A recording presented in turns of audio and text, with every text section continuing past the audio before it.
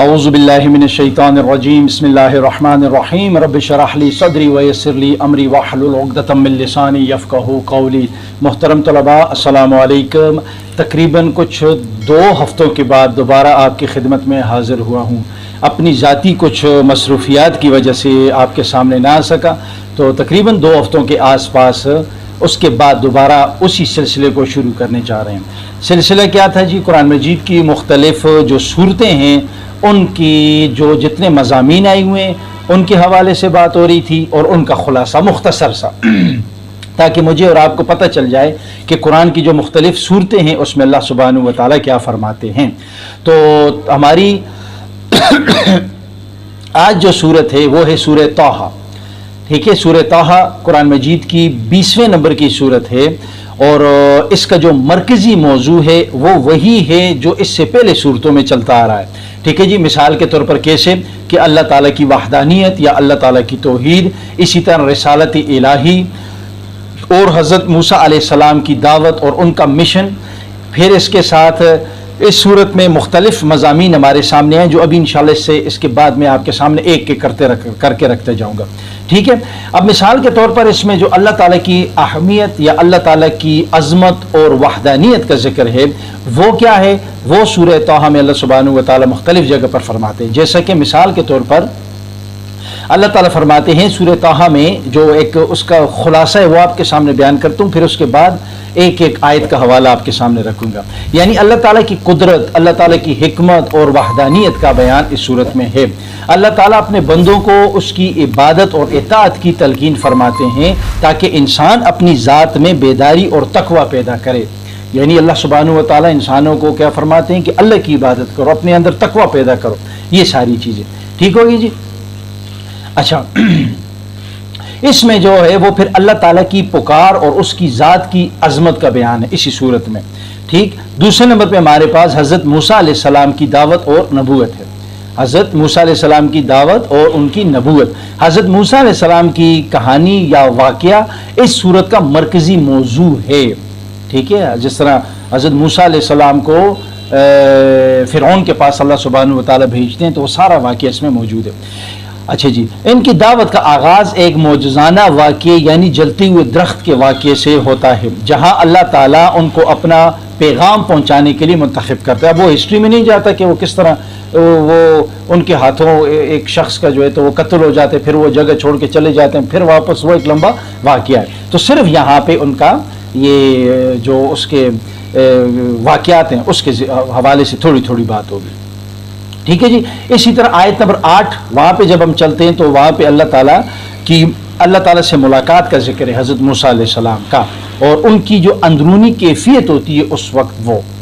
ٹھیک ہے، اچھا جی، پھر اسی طرح اللہ تعالیٰ کی طرف سے حضرت موسیٰ علیہ السلام کو نبوت کا جو ہے تو حکم کیا جاتا ہے، یعنی نبوت دی جاتی ہے حضرت موسیٰ علیہ السلام کو، اور پھر ان کو ان کے مشن پہ لگا دیا جاتا ہے، جن میں معجزات اور ساتھ بہت سی نشانیاں شامل ہوتی ہیں، جیسے عصا کا معجزہ، ہاتھ کا روشن ہونا وغیرہ وغیرہ۔ یہ سارا سورہ طٰہٰ میں اس کے یہ ابواب آئے ہوئے ہیں۔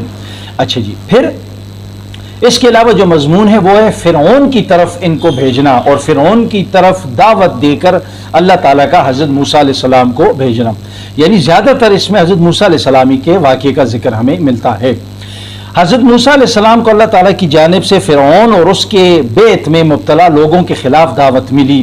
ان کی کہانی میں اس بات پر زور دیا گیا ہے کہ سچائی اور حق کی آواز بلند کرنا، یعنی حضرت موسیٰ علیہ السلام کا جو واقعہ ہے اس میں اس بات کی طرف اشارہ ہے، یہ دعوت ملتی ہے کہ ہم سچائی اور حق کی طرف جو ہے تو وہ کیا کریں، آواز بلند کریں، قدم اٹھائیں۔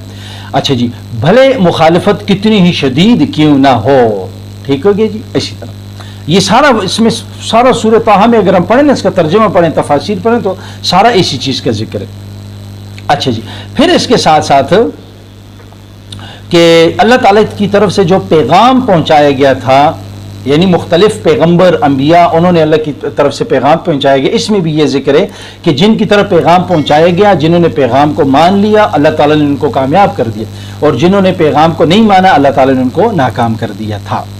اچھا جی، یعنی نصیحتیں کی گئی تھیں۔ یہ نصیحتیں اس بات کی طرف اشارہ کرتی ہیں کہ دنیاوی دولت اور شوق کے پیچھے نہ لگو، بلکہ اللہ کے فرما بردار بنو، یعنی فرعون کے بارے میں۔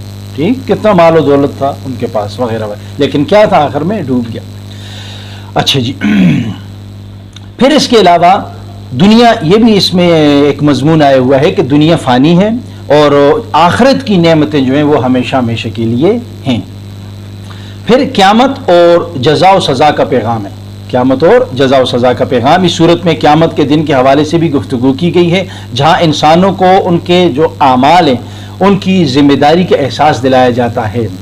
پھر اس کے علاوہ اللہ تعالیٰ اپنے بندوں کو خبردار کرتے ہیں کہ عمل صالح اور تقوی اختیار کرنا ہی کامیابی کا اصل ذریعہ ہے، ٹھیک، یعنی تقوی، اپنے آپ کو اللہ کے بتائے ہوئے احکامات کے مطابق ڈھال دینا، یہ اگر آپ بندہ کرے گا تو اللہ تعالیٰ فرماتے ہیں کہ وہ کامیاب ہوگا آخرت میں، ٹھیک ہے جی۔ اور اسی طرح ایک مضمون اس میں یہ بھی آتا ہے کہ اللہ تعالیٰ فرماتے ہیں کہ جس نے جو کچھ کیا ہوگا اس کا جواب دہ ہوگا، یعنی آخرت والے دن، قیامت والے دن اس کو اپنے اعمال کا جواب دینا ہوگا۔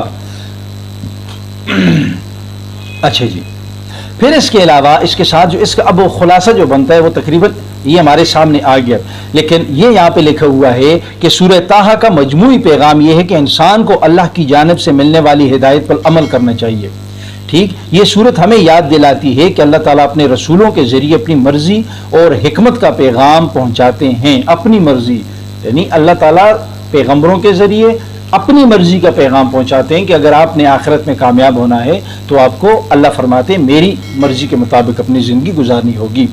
اچھا، اور ذمہ داری کے احساس بھی دلاتے ہیں اور کہ ہم اس ہدایت کو اپنا کر اپنی زندگی کو نیکی اور سچائی کی طرف مائل کریں۔